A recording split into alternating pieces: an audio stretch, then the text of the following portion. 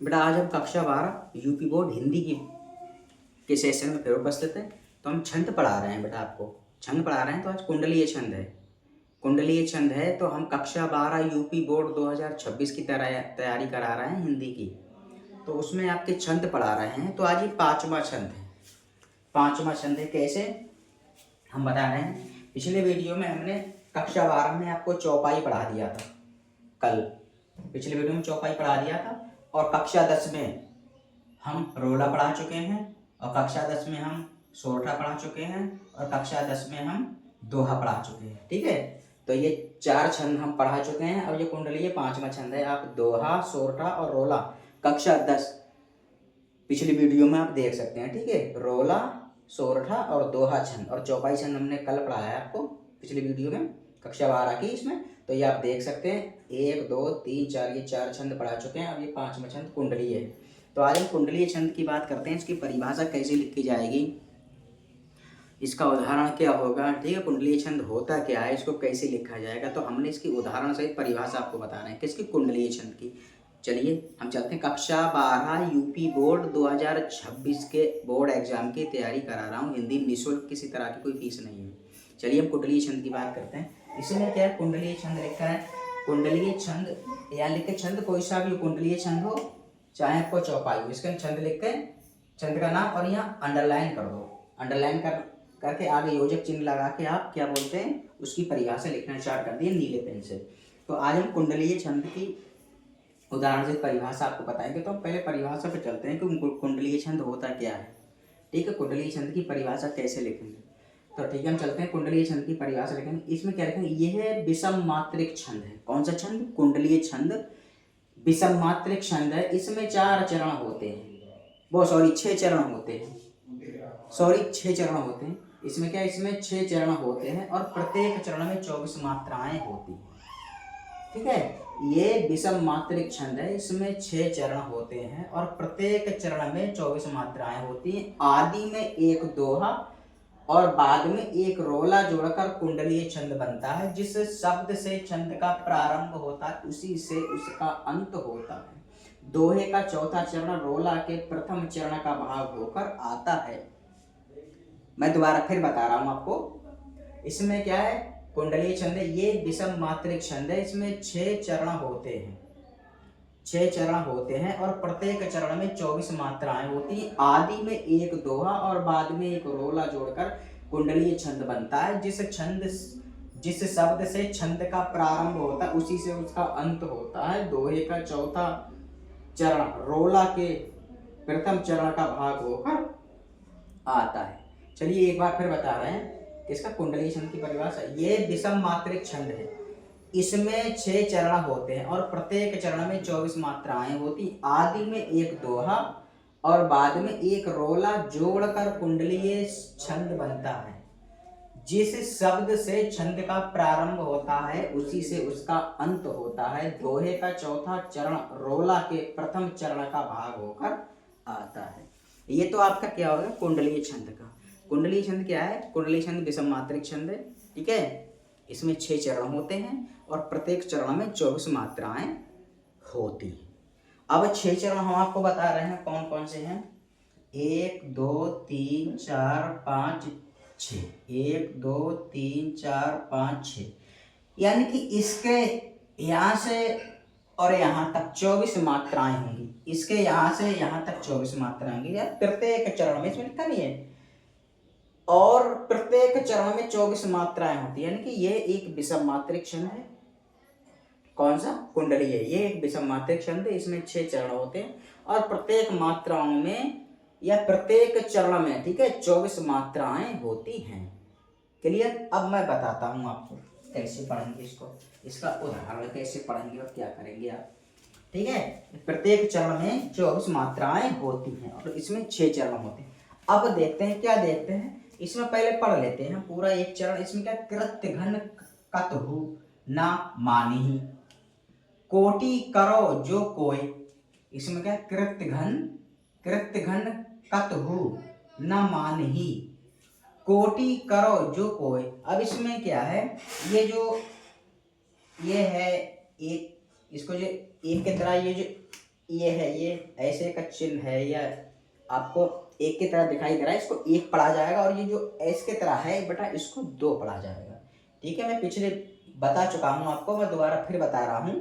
ठीक है, ये ऐसा चिन्ह है इसको एक पढ़ा जाएगा, और जो एस के तरह चिन्ह है इसको दो पढ़ा जाएगा। ठीक, अब मैं बता रहा हूँ उसमें 1 2 3 4 5 6 7 8, 8 और 2 10, 10 और 1 11, 11 और 2 13, 13 और 2 बेटा 15, 15 और 1 16, 16 और 2 18, 18 और 1 19, 19 और 2 21, 21 और 2 23, 23 और 1 24। इसमें बेटा 24 मात्राएं होंगी, इसमें है नहीं 24 मात्राएं होती हैं।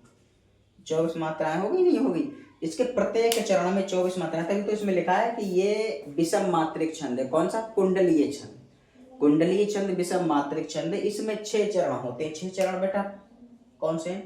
1 2 3 4 5 6, 6 चरण हो गए, और प्रत्येक चरण में 24 मात्रा। 6 हो चरण में 24 मात्राएं होंगी। 24 इसमें है तो 24 इसमें होंगी, 24 इसमें होंगी, 24 इसमें होंगी, 24 इसमें होंगी, और 24 इसमें होंगी। जब इसमें 24 है, इसमें भी 24, इसमें भी 24, इसमें भी 24, इसमें भी 24, प्रत्येक चरण। तभी तो उसने लिखा है कि इसमें किसमें? कुंडलीय छंद एक विषम मात्रिक छंद है। इसमें 6 चरण होते हैं, और इसके प्रत्येक चरण में 24 मात्राएं होती।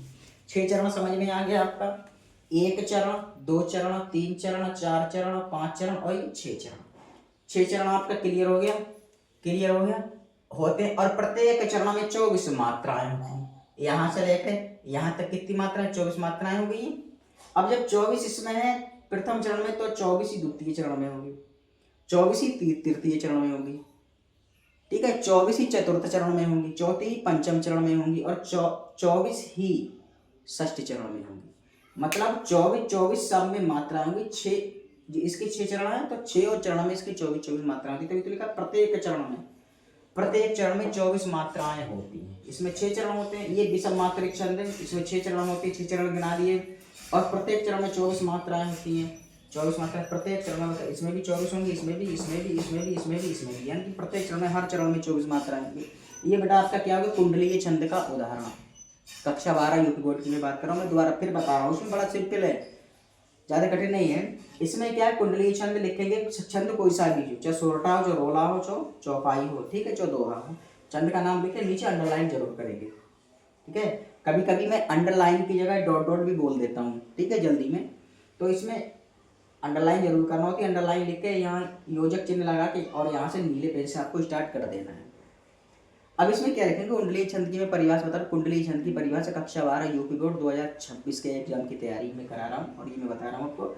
ये विषम मात्रिक छंद होता है। कौन सा? कुंडलीय छंद एक विषम मात्रिक छंद है। इसमें 6 चरण होते हैं, 6 चरण होते, और प्रत्येक चरण में 24 मात्राएं होती। आदि में एक दोहा और बाद में एक रोला जोड़कर कुंडलीय छंद बनता है। क्लियर? जिस शब्द से छंद का प्रारंभ होता है उसी से उसका अंत होता है। दोहे का चौथा चरण रोला के प्रथम चरण का भाग होकर आता है। ये बेटा हो गया आपका किसकी?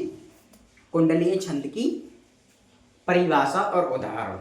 तो बात क्लियर हो गई? कोई ज्यादा बड़ी बात नहीं है, आसान है, और मैं अपनी सिंपल भाषा में आपको बताता हूँ। बड़ा सरल से सरल भाषा का मैं इस्तेमाल करता हूँ कि प्रत्येक विद्यार्थी चीज को गहराई से समझ जाए। तो ठीक है, मैं इसको बात करता हूँ। ये हमने कुंडलीय छंद बताया, और पिछली वीडियो में हमने बेटा कल हमने चौपाई छंद आपको बताया कक्षा 12 में, और हमने कक्षा 10 में भी मैं रोला पढ़ा चुका हूँ, सोरठा पढ़ा चुका हूँ, और दोहा पढ़ा चुका हूँ। तो आप पिछली वीडियो में जाके ये तीनों छंद देख सकते हैं। कौन सा? दोहा, सोरठा और रोला। चौपाई मैंने कल ही पढ़ाया है पिछली वीडियो में, आप वो देख सकते हैं, और आज हमने कुंडली पढ़ाया है। तो इसलिए तो 1 2 3 4 ये 4 छंद में पढ़ा चुका हूँ। अब ये 5वां छंद कुंडली है, तो ये हुआ तभी तो मैंने 5वां छंद लिखा है कुंडली। तो आपकी 5वां छंद है। आप ये पिछली वीडियो में देख सकते हैं, दोहा, रोला और सोरठा और चौपाई। पिछली वीडियो में आप देख सकते हैं, मैंने इस पर वीडियो बना रखी है। आप जाके वीडियो में डिस्क्रिप्शन में मैंने लिंक दे दिया, उसमें जाके देखिए। तो ये आज हमने कुंडलीय छंद की उदाहरण से परिभाषा बताई, इसको ध्यान रखना, ठीक है। तो हमने ये बड़ा सरल और सिंपल भाषा में आपको बताई। मैं आशा करता हूँ प्रत्येक विद्यार्थी इसको गहराई से समझ जाएगा। मैं कक्षा 12 यूपी बोर्ड 2026 के एग्जाम की बात बता रहा हूँ आपको। तो इसमें इस तरह से कभी कभी क्या होता है, कोई उदाहरण दे दिया उन्होंने और उसमें मालूम कर लिया कि इस उदाहरण में किस छंद का प्रयोग किया गया है। ठीक है, तो आपको परिभाषा पता होगी तो आप इसमें मात्राएं लगा लेंगे। जब मात्राएं लगा लेंगे तो आप वैसे ही पता लगा लेंगे कि इसमें इस उदाहरण में इस छंद का प्रयोग किया गया है। ठीक है, तो परिभाषाओं पे ध्यान दीजिए, ज़्यादा से ज़्यादा ध्यान दीजिए परिभाषाओं पे। जब परिभाषाएं आपकी क्लियर हो जाएंगी तो इसमें मात्राएं लगाने में आपको आसानी होगी, काफ़ी ज़्यादा आसानी होगी। ठीक है, तो इस वीडियो को ज़्यादा से ज़्यादा शेयर करिए और हमें यूट्यूब पे ज़्यादा से ज़्यादा सब्सक्राइब करिए। ठीक है, और हमें इंस्टाग्राम पर फॉलो करिए। तो बस वीडियो बनाने का मेरा यही तरीका था और हम नेक्स्ट वीडियो में फिर मिलते हैं। तब तक के लिए धन्यवाद।